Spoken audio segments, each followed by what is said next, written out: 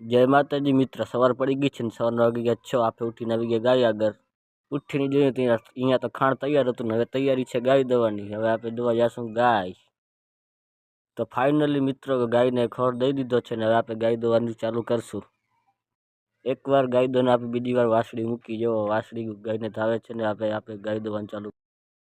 તો પછી ગાય દોવાનું કરી દીધું આપણે ચાલુ. બાપા ગાય દોવે ને આપણે બાજુમાં ઊભા. જો ગાય કેમ દોવાય છે.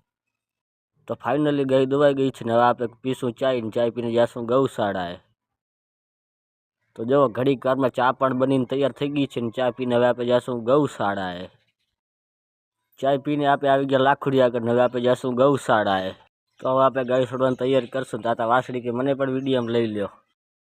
વાસળીને બાય બાય કરીને આપણે આવી ગયા ગૌશાળા ને હવે આપણે જાશું ગૌશાળા અંદર.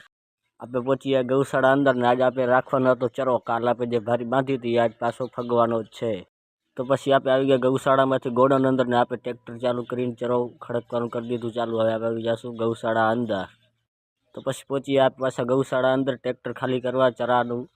મને એક ભાઈ કે અરવલ્લી ખતરામાં છે, તમે એના વિશે કાંઈ કહેશો નહીં. મેં કીધું આપણે જંગલને જ પૂછી લઈ. મિત્રો અરવલ્લી કોઈના બાપની નથી, તમારા બાપની નથી, મારા બાપની નથી અને સરકારના બાપની નથી. અરવલ્લી આ બધા પ્રાણીઓનું જીવન છે. માણસ પોતાની સ્વાર્થ માટે આખું જંગલ કાપવા પણ તૈયાર છે. આ સમજાય એના.